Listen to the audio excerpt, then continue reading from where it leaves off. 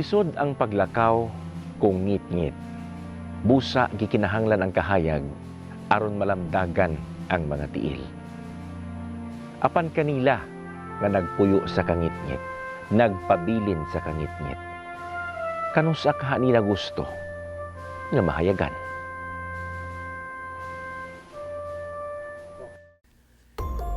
Naadik sa shabu aron mahimong abdik panahon sa usa ka election campaign.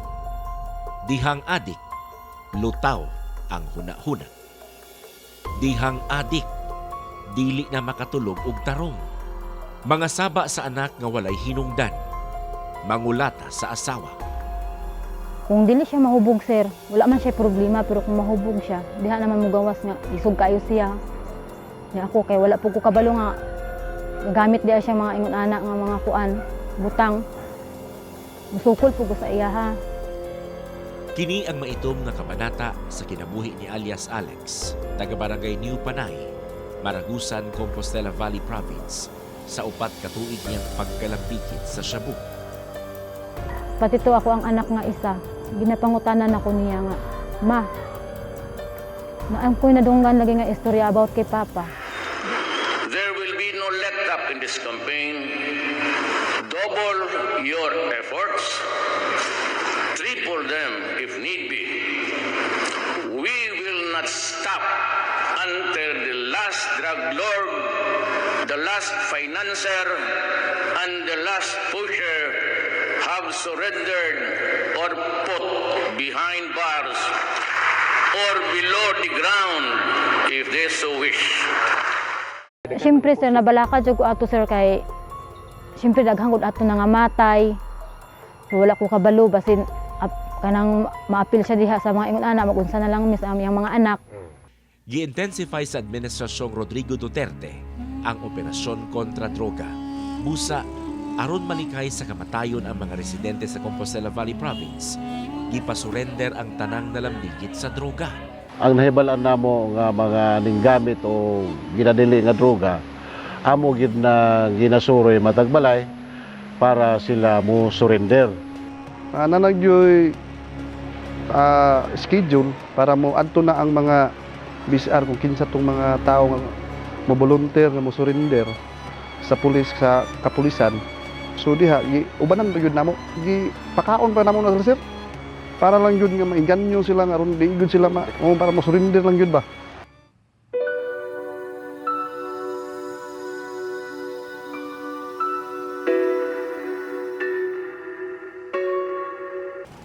Mikabat sa 16,459 ka Combal residents ang misurrender sa otoridad. Busa, sa walay langan, daling nag-convene ang Provincial Anti-Drug Abuse Council aron mahanay dayon ang tiunay nga pagbag-o sa mga durugista. Dinhi, ilang namugna ang Oplan Liwanag. Programang ilang gisentro sa Ginoo.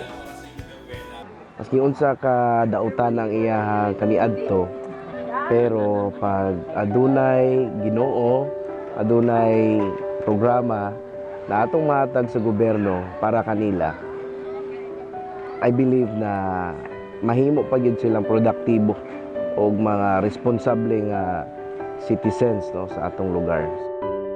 The program, of course, if you will not include God, nothing will happen.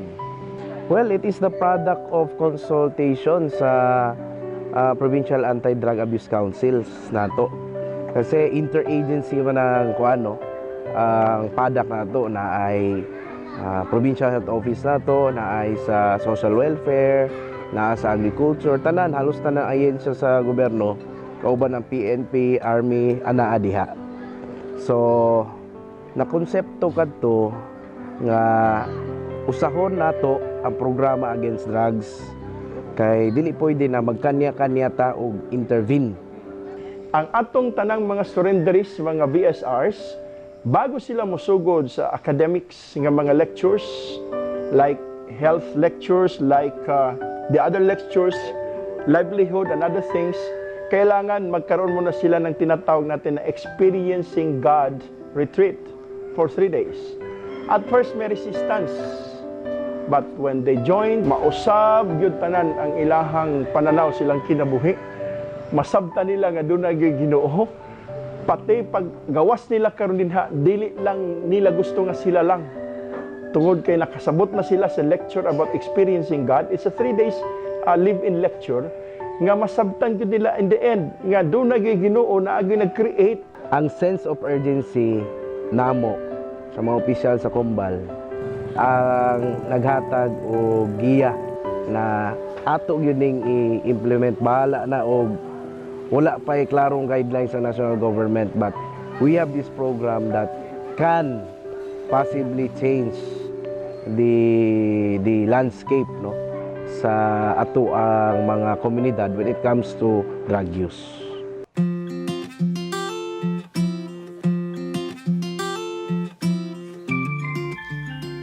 Testigo si Violeta Campaner, hepe sa Municipal Welfare and Development Office sa Maragusan, sa maayong epekto sa pagpasiuna sa espirituhanong bahin ngadto sa mga volunteer surrenderers for reform kon VSRs. Busa, dakong saludo niya nga sa pagpatuman sa Oplan Liwanag, prioridad gayon ang Ginoo.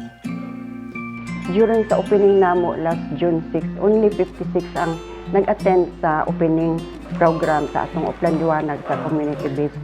After nahatagan sila og encounter with God, katong sa religious aspect nato, after that dagdaghan sila sir kay ang uban nag-encourage naman sa ilang mga kauban nga BSR kay gwapo ang programa. So karon 75 na sila, na-appreciate nila ang programa.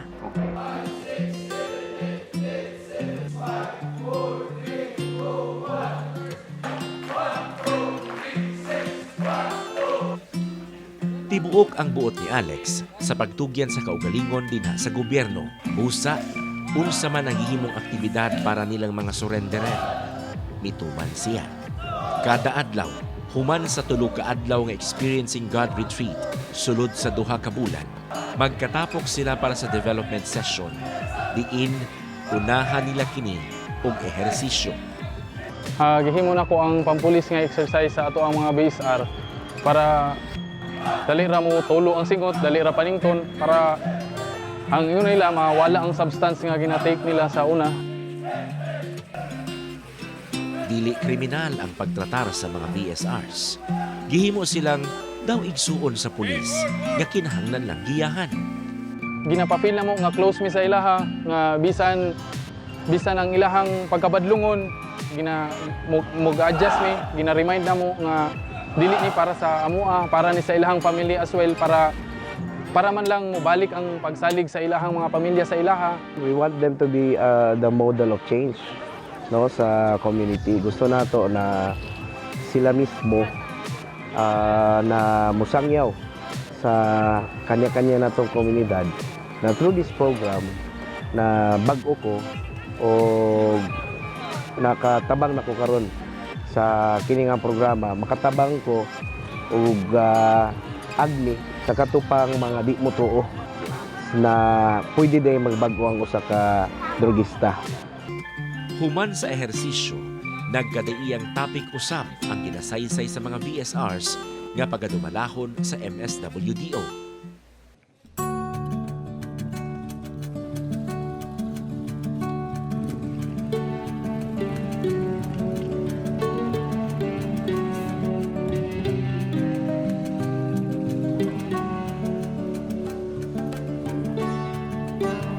Ilabihan ngayon ang pagpangga sa Provincial Government of Compostela Valley Province para sa atong mga volunteer surrenderers. Gumikan kay giplastar gayon ang matag aktibidad nga ilahang tambungan.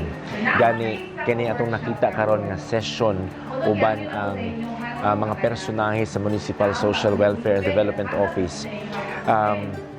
Dili ni basta kay session lamang tungod giplanuhan og insakto sa provincial government ang pwedeng hisgutan uban sa atong mga volunteer surrenderers. Gunit na po karon ang papel nga gitawag og Oplan Liwanag Action Plan. Dunay mga almost 20 kapin na pulo ka mga activities ang pwedeng hisgutan nila gikan sa unang adlaw hangtod sa katapusang adlaw. Sa kasamtangan kinito nakita karon naa sila sa communication and interpersonal skills. So ginaplastar gyud gani insakto gani na ato sa nakita dinhi ang ilahang relationship nga naha sa ilahang pamilya tungod atong masabtan nga sukad sila nalambigit sa illegal nga droga. Numero 1 nga naguba ang ilang relasyon sa ilang pamilya. Makalipay tan-awon nga nakaistorya ang matag usa ug nakapagawas sa ilang mga opinyon labot matag usa. Niining tungura ilang nahisgutan ang epekto sa mga negatibo ug positibong pulong nga gina-address ngadto sa usa ka tawo. Sa ilang workshop karon, giingnan sila kung unsay mga positibo nga pulong nga nakita sa usa ka tawo kanila. Karon sa atong gikahinabi, gisundan niya kinabuhi nga si alias Alex. Atong paminawon o tanawon ang nakasulat. Nakabutang nagbag-o nagyod ka. So nindot kaayo paminawon nga sa mata sa ubang tao ang atong gi-interview ang usa ka tawo nga durugista kaniadto sama ni alias Alex. Dunay nakakita og nagsulti nga nagbag-o nagyod siya. Sa una di ayon sa sulti nila sa imo. Kuan, bugoy, maldito, abusayap. Pero karon si Alex Nagbago na. renewed.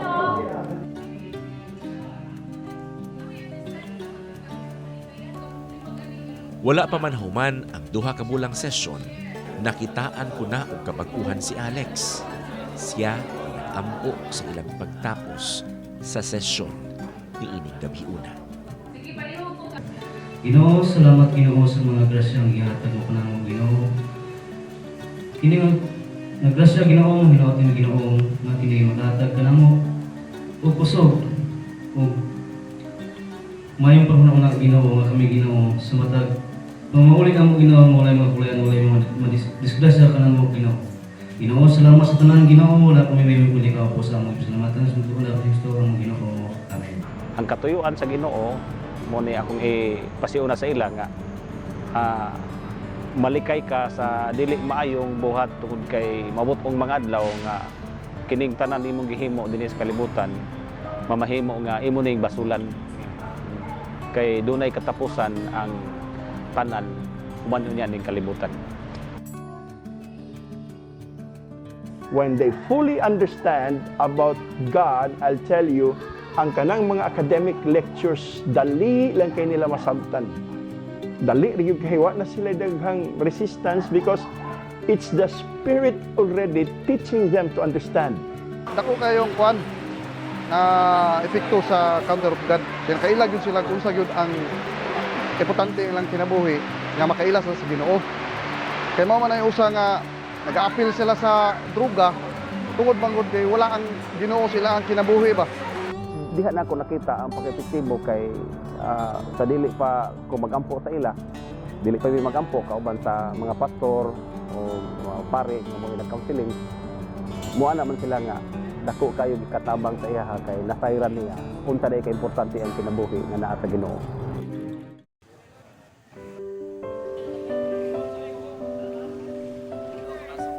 Dili lang pagkaon sa kalag ug utok ang giandam kanila sa ilang gobyerno.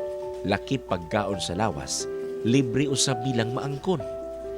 Dili na kinahanglan magdali og uli para sa ilang panihapon, tungod dinhi pa lang mabusog na sila. Half of the expense of the whole implementation gikuha na ni Gob. No, ang province ang nagsagot. Ang sa mga municipalities kung pila lang to ang ilahang surrenderies, gi-equate na mo, gi-check ag among gi-compute kung pila per head. Ug pila lang to ilang surrenderies, mao po to ilahang magastos. Naay contribution si municipal, naay contribution pod si barangay. And napoy contribution ato mga stakeholders. 2003 ang gigahin namo matag isa ka BSR ang magasto namo. Counterpart namo na sa galastoon sa municipal o province. Kay dili man pwede nga jogging na sila, kuwan nga dili na to pakaunon.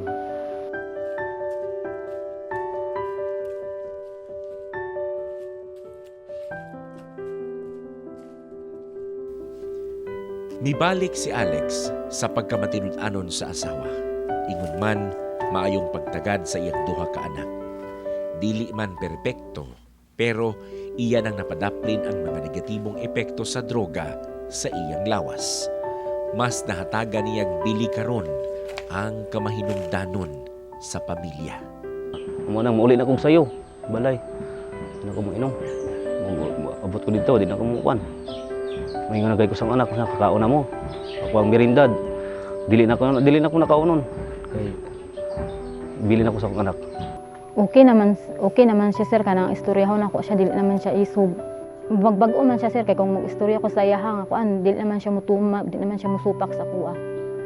Kadaghanan sa nag-appeal sa programa, nahimo ng responsible parents, nahimo ng responsible husbands or kanang father, or nahimo na silang responsable nga namuyo sa komunidad.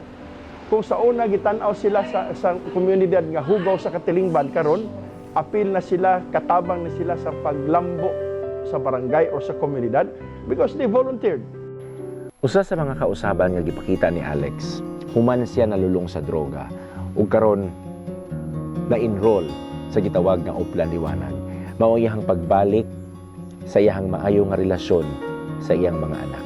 Kaniadto kuno, dugay na niya ning ginahimo sa iyang mga anak nga kung gikan sa trabaho, gikan siya mag-referee, doon na siya ginabit-bit nga pasalubong para kanila aron malingaw sila. Pero naputol gamay dihang nalulong siya sa illegal nga droga. Ug karon pinaagi sa programa sa gobyerno nga pagbalik loob diha sa Ginoo, pagbalik loob sa gobyerno, pinaagi nining Uplan Liwanag sa provincial government, nabalik pag-usab ang kinaiya ni Alex nga magdala og pasalubong sa iyang mga pinalanggang mga anak. Sama na lamang nining mga naa sa akong atubangan karon nga gikan pa mismo sa snacks niya sa matag session sa Uplan Liwanag. Well, pasalamat gyud ko sir nga naingon ana aron malimpyo pud ang ilahang pangalan. Mausab pud na siya sir. Ug wala mi nila gihatagan og patagad, wala ning Uplan Liwanag karon. Wala mi karon diya sa kuan. Pwede rin mamatay na. Oh, pwede man nila mipasagdan. 1 month after, we visited one of the municipalities like Mabini, and we gathered all those who graduated. To those who are still in the program, we call them VSR, Voluntary Surrenderers for Reform, and to those who graduated already, we call them RVS, Recovery Voluntary Surrenderers. Those RVS who attended that time in Mabini, we conducted again a surprise drug test. Out of 100%, only one out of, let's say, how many of them? 125 of them. There's only one who become positive. That's what we call the relapse ratio that we have. It's only 5 to 10%. Less than even that, that's less than 5.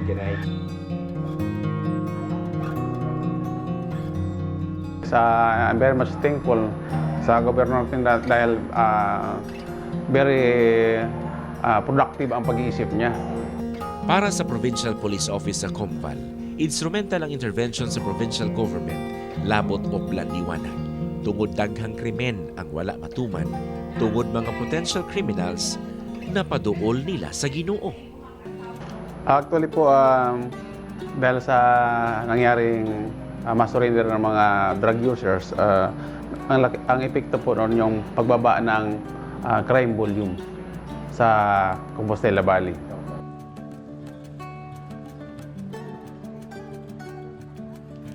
Pinakaunang deklarado sa Philippine Drug Enforcement Agency nga drug-free municipality sa tibuok Compal ang Mawab.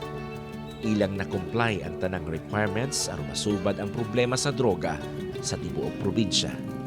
Sa Mawab, ilang nadiskubrihan kabisan ang mga elementarya na himong drug courier. Busa, napakusog ang ilang lakang sa pagpakgang sa illegal nga droga sa ilang palibot. Paglingkod ni Presidente, iyahag yung i-impose dayon nga kinahanglan drug-free municipality mo.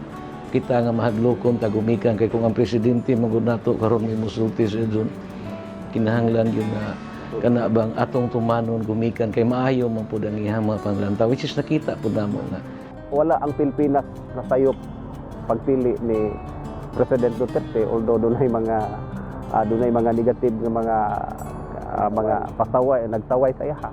Pero para sa kuha kining mao ni ang tubag sa pagampo sa mga religious leaders nga doon kausaban sa Pilipinas and through Uplan Liwanag, no, naghatag ni og dako nga kausaban labi na diri sa Compostela Valley. Sa 16,459 drug volunteer surrenderers for reform naa ang Combal Province. 2,800 niini ang mipailawom sa programa. Diin 2,400 niini ang nakalampos na. Diin ang 400 niini nagapadayon pa sa community-based rehab program nga Oplan Liwanag. Usa nila si Alex. Kinsa gipiling mabag-o pinaagi sa tabang o grasya sa Ginoo.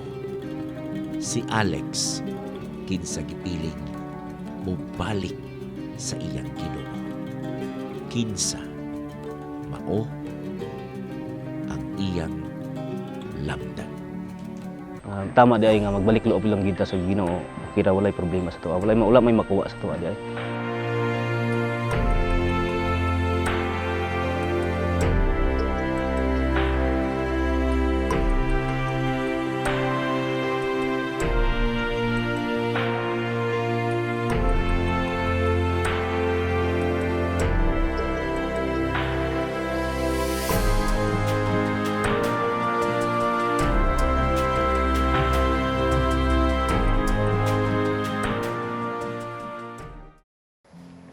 Mas maayo gayud para sa usa ka tawo nga dili na lamang gayud siya mosulod sa illegal nga droga. Gumikan kay hilabihan kalisod ang pagawas gikan sa mao nga bisyo. Busa sa tanang panahon, may higayon man kita o wala, padayon kitang magpailawom sa lamdag sa atong buhi nga Dios. Friends, thank you for watching this story. Please like my Facebook page and please subscribe to my YouTube channel. This is John Paul Siniel. We listen, we tell, we inspire. This is iDocu.